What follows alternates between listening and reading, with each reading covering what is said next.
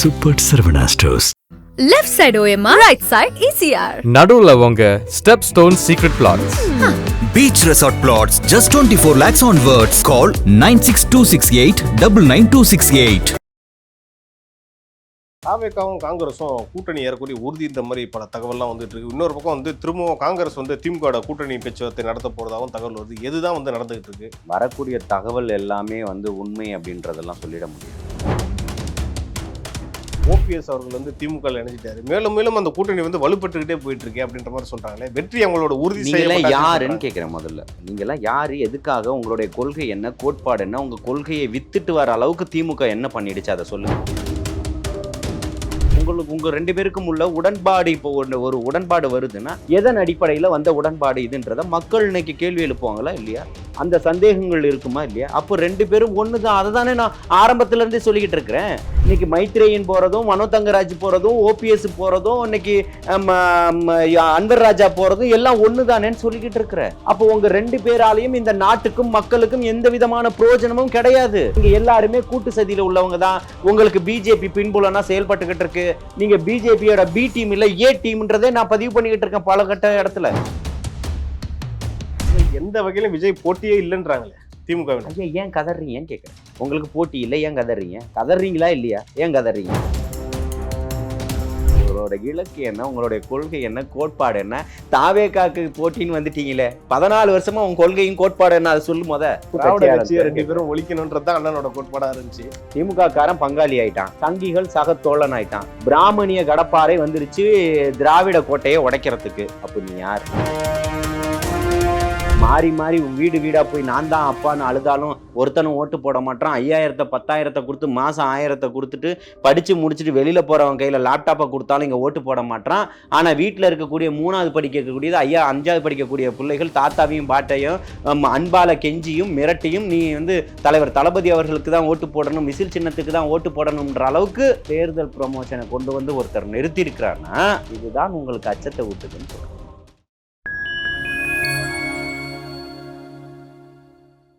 Fine time நேயர்களுக்கு வணக்கம். இன்று நம்மோடு இணைந்திருப்பவர் தாவேகாவின் ஆதரவாளர் திரு ஜல்லிக்கட்டு ஜலீல் அவர்கள். நான் வாங்கலாம்.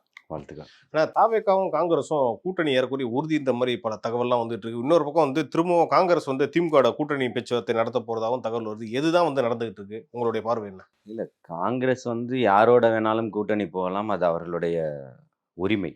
புரியுதுங்களா? வரக்கூடிய தகவல் எல்லாமே வந்து உண்மை அப்படின்றதெல்லாம் சொல்லிட முடியாது. ஆனால் திமுக கூட்டணி உடையும்ன்றது உங்கள்கிட்ட நான் கிட்டத்தட்ட 6 மாதத்துக்கு முன்னாடியே நான் சொன்னது தான். அது எல்லாருமே இவர் பேசிக்கிட்டு இருக்கிறாரு, அவர் பேசிட்டாரு, இங்கே பேசிட்டாங்க, முடிவாயிடுச்சு அப்படின்லாம் பல கட்ட தகவல் இன்று வரை வந்தாலும் இந்த நிமிஷமும் என்னால் சொல்ல முடியும், திமுக கூட்டணி உடையும். புரியுதுங்களா? இது அதிகாரப்பூர்வமானது, ஆக்கப்பூர்வமானது. நான் அன்னையிலேருந்து இதை பதிவு பண்ணிட்டு வரேன். இத்தனை நாட்கள் ஒன்றா இருந்துட்டு உடனே அப்படியே இப்போ கிளம்பி பொட்டியை தூக்கிட்டுலாம் வந்துட முடியாது. இந்த மாதிரியெல்லாம் ஃபைட்டிங்கு சீனெல்லாம் நடக்கும். புரியுதுங்களா? எத்தனை திரைப்படங்கள்லாம் பார்த்துருக்கீங்க. புரியுதுங்களா? அதுக்கப்புறம் அவங்க யாரோட கூட்டணி வைக்க போகிறாங்கன்றத அவர்களுடைய தனிப்பட்ட விருப்பம். இப்போ வந்து பார்த்தீங்கன்னா முன்னாள் முதல்வர் ஓபிஎஸ் அவர்கள் வந்து திமுக இணைஞ்சிட்டாரு. மேலும் மேலும் அந்த கூட்டணி வந்து வலுப்பட்டுக்கிட்டே போயிட்டு இருக்கு அப்படின்ற மாதிரி சொல்றாங்களே. வெற்றி அவங்களோட உறுதி யாருன்னு கேட்குறேன். முதல்ல நீங்கெல்லாம் யாரு, எதுக்காக, உங்களுடைய கொள்கை என்ன, கோட்பாடு என்ன, உங்க கொள்கையை வித்துட்டு வர அளவுக்கு திமுக என்ன பண்ணிடுச்சு அதை சொல்லுங்க. 3 முறை முதல்வராக வச்சு அழகு பார்த்தவர் யாரு? துணை முதல்வராக வச்சு அழகு பார்த்தவர் யாரு? ஜெயலலிதா. உங்களுடைய கொள்கை என்ன? திமுகவினுடைய எதிர்ப்பு இல்லையா? அதை சொல்லி தானே இத்தனை நாள் பண்ணீங்க. இன்னைக்கு திமுகவில் வந்திருக்கீங்க, எந்த கொள்கையின் கோட்பாட்டின் அடிப்படையை வந்திருக்கீங்க? இவங்க கேட்குறாங்கல்ல தாவேகாவினுடைய கொள்கை என்னன்னு சொல்லிட்டு. இந்த கொள்கை உங்களுக்கு புரியாமலே போட்டோம். நீ சமூக நீதி பேசக்கூடியவர்கள், பெரியாரனுடைய கொள்கையை ஏற்றுக்கொண்டவர்கள். புரியுதுங்களா? தொடர்ச்சியாக அண்ணா திமுகவினுடைய எதிர்ப்பாளையில நீங்க வந்துகிட்டு இருக்கக்கூடியவர்கள், அண்ணா திமுகவினுடைய எதிர்ப்பாளையில இவங்க வரக்கூடியவர்கள். உங்க ரெண்டு பேருக்கும் உள்ள உடன்பாடு, இப்போ ஒரு உடன்பாடு வருதுன்னா எதன் அடிப்படையில வந்த உடன்பாடு இதுன்றத மக்கள் இன்னைக்கு கேள்வி எழுப்புவாங்களா இல்லையா? அந்த சந்தேகங்கள் இருக்குமா இல்லையா? அப்போ ரெண்டு பேரும் ஒண்ணுதான். அதை தானே நான் ஆரம்பத்துல இருந்தே சொல்லிக்கிட்டு இருக்கிறேன். இன்னைக்கு மைத்ரேயன் போறதும், மனோ தங்கராஜ் போறதும், ஓபிஎஸ் போறதும், இன்னைக்கு அன்வர் ராஜா போறதும் எல்லாம் ஒண்ணுதானேன்னு சொல்லிக்கிட்டு இருக்கிறேன். அப்போ உங்க ரெண்டு பேராலையும் இந்த நாட்டுக்கும் மக்களுக்கும் எந்த விதமான பிரயோஜனமும் கிடையாது. நீ இல்லைன்னா நானு, நான் இல்லைன்னா நான், 2 பேரும் கூட்டணி போட்டுதான் இங்க ஆட்சி நடத்திக்கிட்டு இருந்திருக்கீங்க இத்தனை ஆண்டுகள். அவங்க 10 வருஷம் ஆட்சியை நடத்தும் போதும் நீங்க சுகபோகமா தான் இருந்திருக்கீங்க. மக்களுக்கான பிரச்சனைகள்ல களத்துல நின்றுருக்கீங்க, போராட்டத்தை பண்ணிருக்கீங்க. இந்த 5 ஆண்டுகள்ல நீங்க எத்தனை போராட்டங்கள் நடந்திருக்கு? தமிழ்நாட்டுல எத்தனை போராட்டங்களுக்குமான தீர்வுகள் என்ன? அதை சொல்வதற்கு திமுக தயாரா இருக்கா? அதை எதிர்த்து ஓபிஎஸ் பேசுவாரா? பேச மாட்டாரு. நான் தான் சொல்றேன், நீங்க எல்லாருமே கூட்டு சதியில உள்ளவங்க தான். உங்களுக்கு பிஜேபி பின்புலனா செயல்பட்டுக்கிட்டு இருக்கு. நீங்க பிஜேபியோட பி டீம் இல்ல ஏ டீம்ன்றதே நான் பதிவு பண்ணிக்கிட்டு இருக்கேன் பல என்ன சொல்றேன்னா, தொடர்ந்து வந்து தமிழ்நாட்டுக்கும் என்டிஏக்கும் தான் போட்டி அப்படின்ற மாதிரி தொடர்ச்சியா சொல்லிட்டு இருக்காரு. இன்னைக்கும் அதை தான் சொல்லியிருக்காரு. என்னது? அதான் தமிழ்நாட்டுக்கும் என்டிஏக்கும் தான் போட்டி, திமுகவுக்கும் என்டிஏக்கும் தான் போட்டி அப்படின்ற மாதிரி சொல்றாரு. திமுக இங்க எங்க வந்தது? என்டிஏ இல்லாத ஒரு விஷயத்தை கட்டமைக்கிறாரா ஸ்டாலின் அவர்கள்? அதான் விஜய் அவர்களும் சொல்றாரு. இல்ல அதுதான் நானும் கேட்கிறேன். இல்லாத ஒரு விஷயத்தை தான் கட்டமைக்கிறாரா ஸ்டாலின் அவர்கள்? இங்க எங்க என்டிஏ இருக்கு? உங்க கூட வந்த கூட்டணியில இருக்கக்கூடியவர்களும் இப்போ உங்களுக்கு பங்காளியா இருக்கக்கூடிய அண்ணா திமுக பார்த்த பார்வை இன்னைக்கு 4 சீட்டு, அன்னைக்கு நீங்க பார்த்த பார்வை 99 அத்தனை கூட்டாட்சி. அதெல்லாம் நடந்துச்சு இல்ல?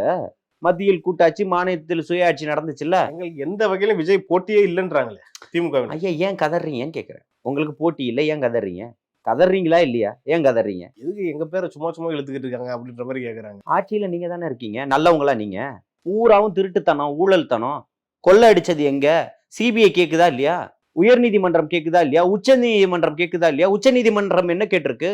எப்படி நீ இத்தனையும் கொடுத்துக்கிட்டு இருக்கிற பிரமாண பத்திரம் தாக்கல் செய்யு சொல்லியிருக்கா இல்லையா? அப்ப நீங்க இது வரைக்கும் என்ன உங்களுக்கு உங்க சைட்ல இருந்து என்ன அறிக்கை கொடுத்திருக்கீங்க? நேரு மேல கூட அந்த வழக்கு பதிவு கூட சொல்லிட்டாங்க. அதை தான் கேட்டுக்கிட்டு இருக்கேன். சிபிஐ தொடர்ச்சியா திருப்பி முறையீடு செஞ்சுக்கிட்டு இருக்கு. உங்க நீதிமன்றம் 2வது முறையா உங்களுக்கு பதிவு செஞ்சிருக்கு. உங்கள் மீது வைக்கக்கூடியது ஊழல் குற்றச்சாட்டுகள். நீங்க என்ன பதிவு பண்றீங்க? அதை பதில் சொல்லுங்க.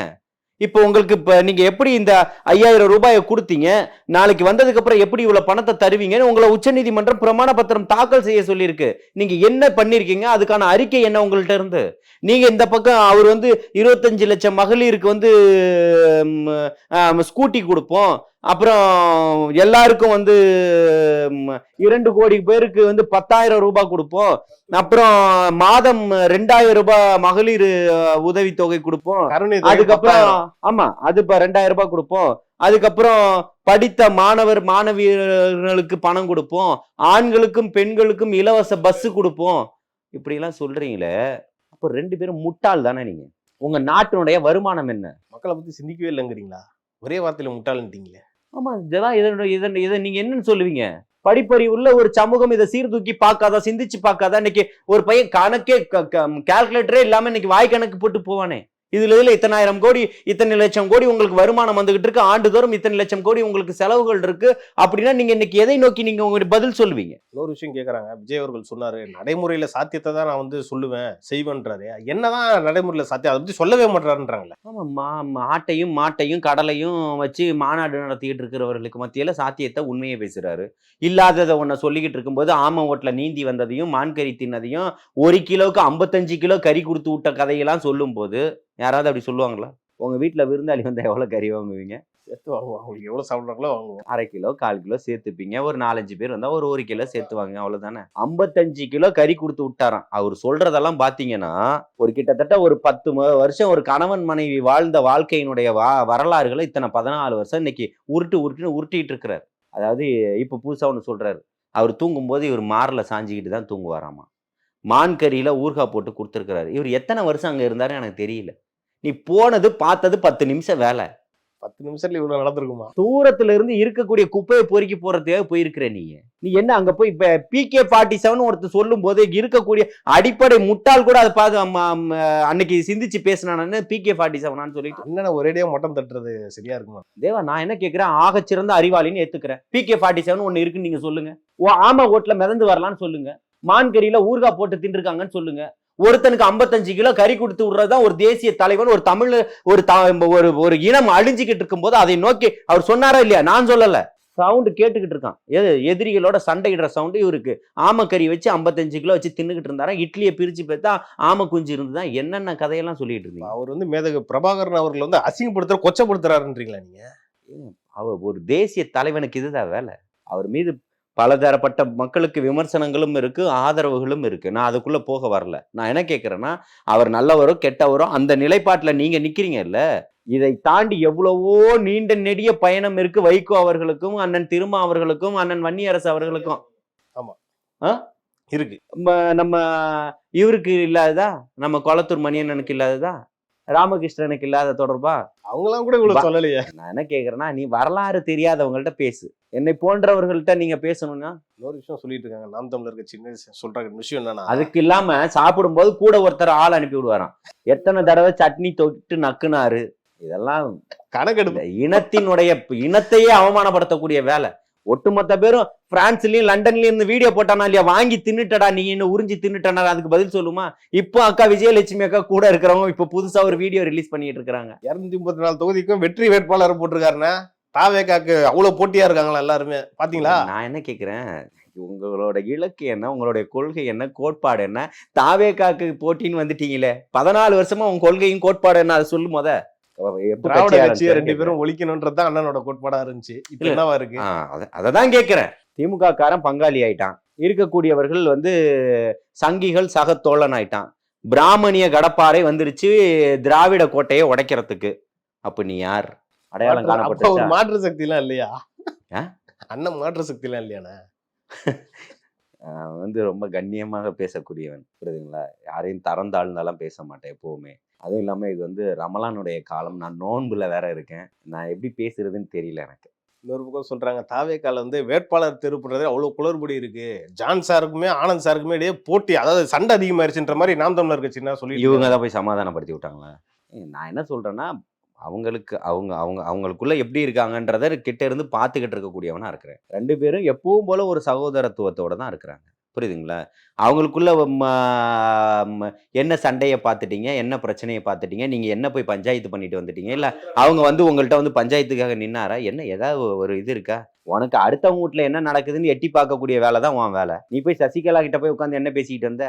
திராவிட கட்சி அழிப்பேன்னு வந்துட்டு உங்க 2 பேரும் நான் ஒன்னு சேர்த்து விடட்டான் வந்தேன். அந்த அம்மா நீ பஞ்சாயத்தெல்லாம் பண்ண வேணாம் தம்பி, உன் வேலை பார்த்துட்டு போன்னு சொல்லிடுச்சு. அதானே சொல்லிடுச்சு. நீ ஆட்டத்திலே இருக்க, நானும் வரேன்னு சேர்ந்து ஓடி வரவன் தான் நீயே. இப்போ ஒரு தங்கச்சி வீடியோ போட்டிருக்குது பாருங்க. பார்த்தேன். அவங்களாம் எதுக்கு நம்ம கொடுக்கிட்டு இருக்காங்க? என்ன சொல்ல வராங்க அவங்க திடீர்னு? ஜல்லிக்கட்டு இல்ல, இப்போ நாம் தமிழர்ல இருந்த ஒரு சகோதரி, ஒரு இஸ்லாமிய சகோதரி ஒரு வீடியோ போட்டிருக்காங்க பாருங்க. சொல்றீங்களா? ஓகே. ஆமா பாருங்க. அது அந்த தங்கச்சி எவ்வளவு தெளிவா சொல்லிக்கிட்டு இருக்குன்னு சொல்லிட்டு, ஏற்கனவே ஒரு சகோதரி வீடியோ வெளியிட்டாங்க, யாரை எதிர்த்து நின்னமோ அந்த வேட்பாளர்கிட்டயே போய் காசு வாங்க சொன்னவர் தான் இவருன்னு சொன்னாரா இல்லையா? நானா சொன்னேன்? காளியம்மாளை நீங்க என் உயிர்ன்னு சொன்னீங்க, ரத்தம்னு சொன்னீங்க, உணர்வுன்னு சொன்னீங்க. காளியம்மாள் என்ன சொன்னாங்க? ராஜீவ் காந்தியும் கல்யாண சுந்தரமும் என்ன சொன்னாங்க? தர்மபுரி மாவட்டம் கிருஷ்ணகிரியும் கூண்டோட வெளில போனாங்களா என்ன சொன்னாங்க? தென் மாவட்டங்கள்ல வெளில போன தம்பிகள் என்ன சொன்னாங்க? நீங்க போய் அடுத்த கட்சியை பத்தி பேசிக்கிட்டு இருக்கீங்களே, என்ன தெரியும் தாவேக்காவை பத்தி உங்களுக்கு? தாவேக்கான்னு கத்தி பாதி பைத்தியமாவே போயிட்டீங்களே நீங்க, என்ன கேட்கிறேன்? புதுசா ஒருத்தங்க கிளம்பி வந்திருக்காங்க பாத்தீங்க, ஜல்லிக்கட்டுல நீங்க என்ன பண்ணீங்கன்றது எல்லாருக்குமே தெரியும், தமிழ்நாட்டுக்கே தெரியும். ஒருத்தங்க ஒரு நடிகை நினைக்கிறேன், ஒரு வீடியோ கூட விட்டுருப்பாங்க. நான் சொல்லணும், பேர் சொல்லணும்னு அவசியம் இல்லை, உங்களுக்கே புரியும். இல்ல அது இப்ப சொல்ல முடியாத அளவுக்கு அந்த என்ன ஃபைல், எப்ஸ்டன் ஃபைலா, அந்த அளவுக்கு பேர் ஒன்றும் கிடையாது.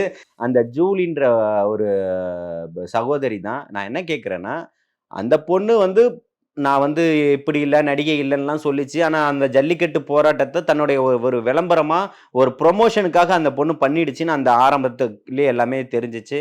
அவங்க இங்கே அடிபட்டு இறந்துட்டாங்க, இப்படி இருந்தாங்க அப்படின்றதெல்லாம் தாண்டி பிக் பாஸ்ன்ற ஒரு ஷோக்கு வந்துட்டாங்க. அது எல்லாமே ஒரு ஷோவோட ப்ரொமோஷன் தான், புரியுதுங்களா?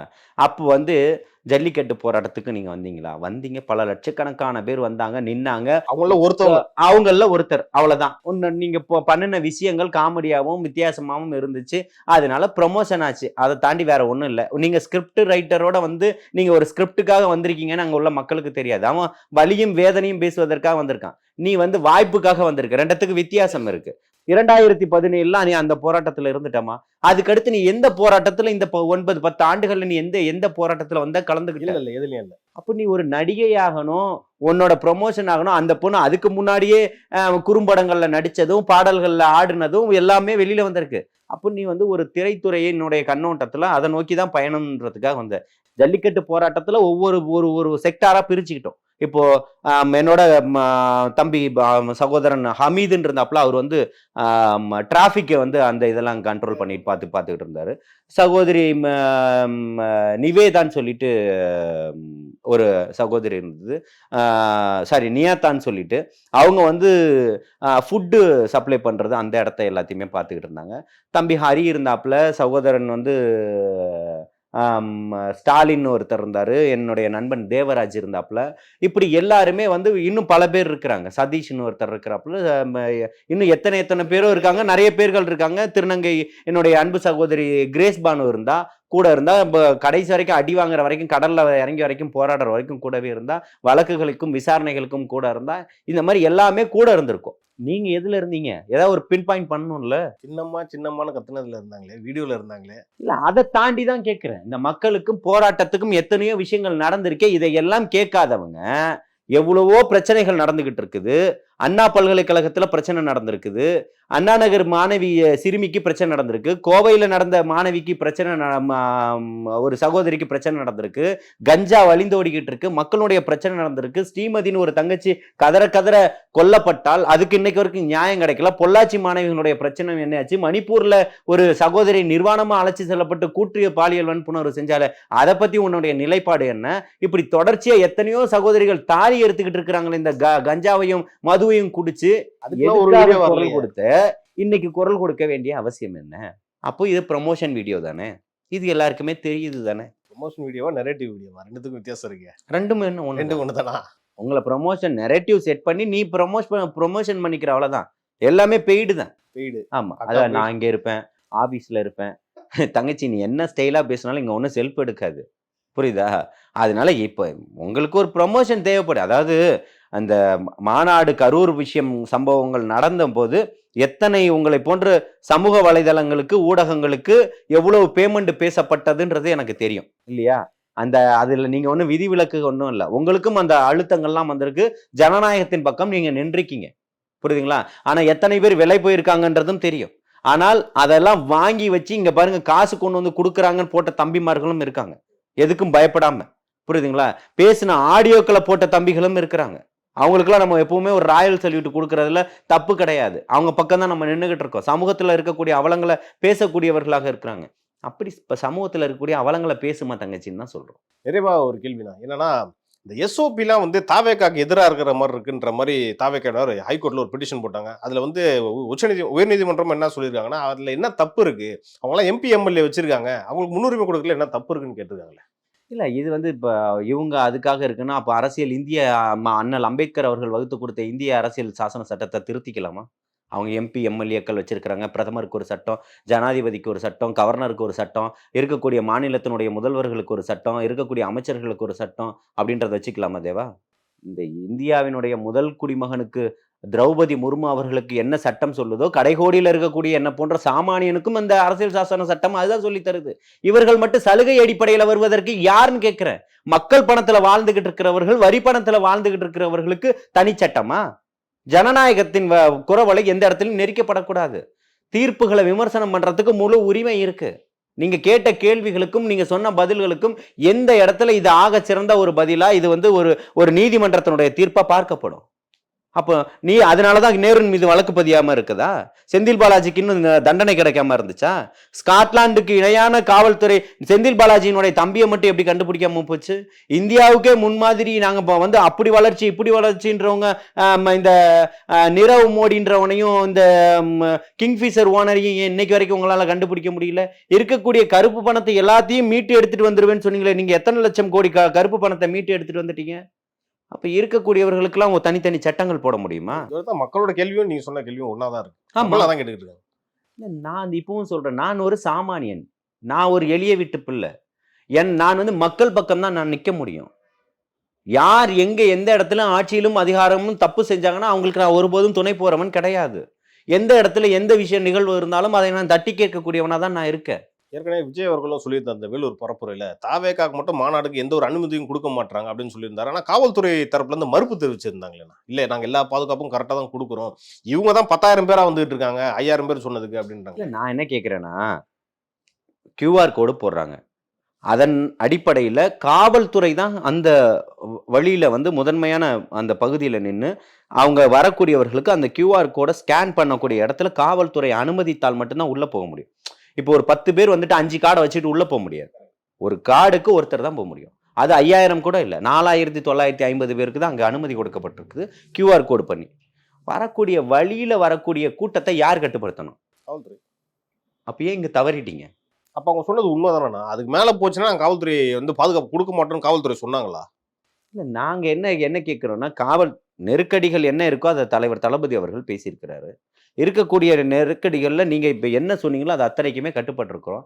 இருக்கக்கூடியது வரைக்கும் எல்லாமே நீங்க கேட்டது எல்லாமே போடப்பட்டிருக்குது இல்லையா? மேற்கூரை வரைக்கும் போடப்பட்டிருக்கு. பாதுகாப்புகள் எல்லாமே சிறப்பா ஏற்பாடு பண்ணியிருக்குது. நீ இன்னும் என்ன குறை சொல்ல போறீங்க? வழியில 2,00,000 பேர் வந்துட்டாங்கன்னு சொல்ல போறீங்களா? 2,00,000 பேர் எப்படி வந்தாங்க? உளவுத்துறை என்ன பண்ணிட்டு இருந்தது? உளவுத்துறைக்கு தெரியாதா ஆட்கள் வருவாங்கன்னு? கோர்ட்டே சொல்லிருச்சு விஜய் வந்து அது பேரணி மாநாடுன்னு சொல்லிருச்சே. ஆ? கோர்ட்டே சொல்லியிருக்கு ஏற்கனவே விஜய் வந்தா அது மாநாடு அப்படின்னு சொல்லியிருக்காங்க. இல்ல இது தன்னெழுச்சியான ஒரு கூட்டம். நீங்க அப்ப என்ன பண்ணிருக்கணும்? அவர் வரக்கூடிய இடத்துல இருந்தா நீங்க காவல்துறையினுடைய பாதுகாப்போட தடுத்து நிறுத்தப்பட்டு இருக்கிறத கூட்டிட்டு வந்திருக்கணும். அப்படி எதுவும் பண்ணாங்களா காவல்துறை? அதெல்லாம் ஒண்ணும் பண்ண கிடையாது. தனிப்பட்ட பாதுகாப்போட தான் வந்துகிட்டு இருக்கிறாரு. என்னதான் சொல்ல வராங்க அரசு, அதாவது தமிழ்நாடு கவர்மெண்ட் திரு விஜய் அவர்கள் என்னதான் சொல்ல வராங்க? நாங்க அதிமுக 2 பேரும் பங்காளிங்க, நாங்க கூட்டு களவாணிங்க, மத்திய அரசாங்கம் அவர் நேரடி தொடர்பு, நான் மறைமுக தொடர்பு, உன்னை விட எனக்கு ரொம்ப பாண்டிங் இருக்கு, அதனால நாங்க அவர் அடிக்கிற மாதிரி அடிப்பாரு, நாங்க அழுகுற மாதிரி அழுவோம், நாங்க அடிக்கிற மாதிரி அடிப்போம், அவங்க அழுகுற மாதிரி அழுவாங்க, இது எங்களுக்குள்ள இருக்கக்கூடிய உடன்பாடு. இப்ப நீ புதுசா வந்து சமூக நீதியை சொல்ற, புரட்சியை பேசுற, இளைஞர்களுடைய ஒட்டுமொத்த பட்டாளத்தையும் முன் பக்கம் வச்சுக்கிட்டு இருக்கக்கூடிய சகோதரிகள் அத்தனை பேரும், தாய்மார்களுடைய ஓட்டுகள் மொத்த பேரும் உங்ககிட்ட இருக்குது. மாறி மாறி வீடு வீடா போய் நான் தான் அப்பான்னு அழுதாலும் ஒருத்தனும் ஓட்டு போட மாட்டான். 5,000 10,000 கொடுத்து மாசம் 1000 கொடுத்துட்டு படிச்சு முடிச்சுட்டு வெளியில போறவன் கையில லேப்டாப்பை கொடுத்தாலும் இங்க ஓட்டு போட மாட்டான். ஆனா வீட்டுல இருக்கக்கூடிய 3வது படிக்கக்கூடியது 5வது படிக்கக்கூடிய பிள்ளைகள் தாத்தாவையும் பாட்டையும் அன்பால கெஞ்சியும் மிரட்டியும் நீ வந்து தலைவர் தளபதி அவர்களுக்கு தான் ஓட்டு போடணும், விசில் சின்னத்துக்கு தான் ஓட்டு போடணும்ன்ற அளவுக்கு தேர்தல் ப்ரமோஷனை கொண்டு வந்து ஒருத்தர் நிறுத்தி இருக்கிறான்னா இதுதான் உங்களுக்கு அச்சத்தை ஊட்டுதுன்னு சொல்றோம். விஜய் அவர்கள் திமுகவுக்கு என்ன மெசேஜ் சொல்ல போறாரு? ஏன்னா நீங்க வேற ஆர்பர் தொகுதியில் நிக்க போறதாகவும் தகவல்லாம் வந்துகிட்டு இருக்கு. ஸோ விஜய் அவர்களோட மெசேஜ் என்னன்னா இந்த எலெக்ஷன்ல திமுகவுக்கு? இல்ல மெசேஜ் வந்து அவர் திமுகவுக்கு சொல்லணும்னு ஒருபோதும் நினைக்கல, மக்களுக்கு தான் மெசேஜ் சொல்லியிருக்கிறார். கல்லாப்பட்டி அப்படின்ட்டு ஒரு சொன்னாரு. இல்ல அது கல்லாப்பெட்டி கூட்டணின்றது அது தனி, மக்களுக்கு தான் அவர் மெசேஜ் சொல்லியிருக்கிறாரு. இது வந்து எனக்கு ஒரு வாய்ப்பு தாங்கன்னா அவர் வரல, உங்களுக்கான கடைசி வாய்ப்புன்னு சொல்றாரு. 50 வருஷத்துல ஒரு தேர்தல்ன்ற மாதிரி சொல்லியிருந்தாரு. ஆமா. அதிசயமான தேர்தல். ஆமா நிச்சயமா இல்லையா? இப்போ திரும்பவும் திமுக வந்துருச்சுன்னா நீங்க சொல்லுங்க தேவா, இதெல்லாம் சாத்தியமா? 10,000 கொடுக்கறதும் 100 நாள் வேலை திட்டத்துக்கு சம்பளம் கொடுக்க முடியலன்னு கதறினது நீங்க. இப்ப எப்படி 150 நாள் கொடுப்பீங்க, 200 நாள் கொடுப்பீங்க? அப்படி கடன் வாங்கி தான் கொடுப்பாங்க. அப்ப இருக்கக்கூடியது நிதிநிலை அறிக்கை எப்படி இருக்கு? ஆசிரியர்களுக்கு செவிலியர்களுக்கு சம்பளம் கொடுக்க முடியல, நீதிமன்றம் சொல்லுது. உங்களுக்கு நெருக்கடிகளை ஏற்படுத்துது நீதிமன்றம். 90 கோடி ரூபாய் கட்டுங்கன்னு சொல்லுது. 20 கோடி ரூபாய் கட்டிட்டு 70 கோடி ரூபாய் பணம் இல்லைன்னு சொன்ன திமுகவால 7,000 கோடியை எப்படி இந்த SC ST பழங்குடியின மக்களினுடைய நிதியில இருந்து கை வச்சு உங்களால தர முடியும்? இது எப்படி உங்களுக்கு மனசாட்சி உறுத்தலையான்னு கேட்கிறேன். இதை பத்தி திருமாவளவன் அவங்க கூட பெருசா பேசின மாதிரி தெரியல. எப்படி பேசுவார் அண்ணன்? அங்கதான் சீட்டுக்கு சண்டை போட்டுட்டு இருக்கிறாரு. கொள்கையை பத்தி பேசணும்ல, கொள்கையை பத்தி பேசணும், சமூகத்தை பத்தி பேசணும்ல, மக்களை பத்தி பேசணும்ல. அவர் தான் சொல்றாரு என்ன பண்ணாலும் நாங்க திமுக கூட்டணி விட்டு போவோம். அப்ப நீங்க அவர்கிட்ட போய் நீங்க என்னத்தை எதிர்பார்ப்பீங்க? அப்ப திமுக பண்ணிக்கிட்டு தான் இருப்பான். இஸ்லாமிய கட்சிகளுடைய நிலையம் அப்படிதான் பரிதாபமா தான் இருக்குது. ஏற்கனவே 3 கொடுத்த விட்ட ஒன்னு உருவிட்டாங்க, வேட்டியை உருவுற மாதிரி. நிறைய கூட்டணி இருக்கு, இந்த வாட்டி கொஞ்சம் சாக்ரிஃபைஸ் பண்ணிக்கோங்கன்னு சொன்னதா தகவல் வந்துச்சு. யாரை நீ திருப்திப்படுத்திக்கோ, உன்னை திருப்திப்படுத்திக்கோ. நீ கொடுக்கக்கூடிய ஒரு சீட்டையும் 2 சீட்டையும் வாங்கிக்கிட்டு இந்த ஒட்டுமொத்த சமூகமும் பின்னால நின்று திரும்பவும் இந்த பாலும் இந்த இஸ்லாமியர்களுக்கு எதிரான ஒரு ஆட்சி முறையை கட்டமைக்கிறதுக்கு இவங்க போகணும். ஆனா போவாங்க இந்த இஸ்லாமிய தலைவர்கள். நீங்க தானே சொல்லிட்டீங்க, அமைச்சர் நாசர் அவர்கள் ஒன்று சொன்னார் பாத்தீங்களா? சொல்லுவாரு இஸ்லாமிய காவல் தெய்வமே ஸ்டாலின் தான் அப்படின்னு. அதான் எந்த காவல் தெய்வம்னு கேட்கிறேன், எங்க கொண்டு போய் நட்டு வச்சிருக்கிறாருன்னு கேட்கிறேன், எந்த ஊர் எல்லையில நிக்கிறாருன்னு கேட்கிறேன். அடிப்படையில அறிவும் இஸ்லாமிய மார்க்கத்தினுடைய புரிதலும் பற்றும் இருந்தா அவர் அப்படி பேசியிருக்க மாட்டாரு. யாரு காவல் தெய்வம் கேட்கிறேன். உன் தலைவன் காவல் தெய்வமா மாறிட்டானா? எந்த இடத்துல வந்து நின்னுட்டாரு, காப்பாத்திட்டாருன்னு கேட்கிறேன். அப்போ நீங்க வந்து இப்போ உங்களுக்கான புரிதல் என்ன இருக்கு? எதுவுமே இல்லாம நீங்க வந்து இன்னைக்கு காவல் தெய்வம் சொல்றீங்கன்னா உங்களுக்கு இஸ்லாமியர்கள் மத்தியில் எப்பேற்பட்ட வரவேற்புகள் இருக்குன்றத பார்க்க முடியும். இருக்கக்கூடிய அத்தனைக்குமே பதில் சொல்லக்கூடிய இடத்துல தலைவர் தளபதி கிட்ட கேட்கக்கூடிய அத்தனை கேள்விகளுக்கும் மக்கள் இன்னைக்கு பதில் சொல்லிக்கிட்டு இருக்கிறாங்க. ஒவ்வொரு வீட்லயுமே விஜய் இருக்கிறான்றத பதிவு பண்ணியிருக்கிறாரு. 2026 சட்டமன்ற தேர்தலில் மிகப்பெரிய ஒரு மாற்றத்திற்கான தேர்தலா தலைவர் தளபதி அவர்கள் தான் வெற்றி பெற போறாரு. விசில் தான் தமிழகம் முழுக்க அடிக்க போகுது. மிகப்பெரிய புரட்சியும் எழுச்சியும் மாற்றத்தையும் உருவாக்க போகுது.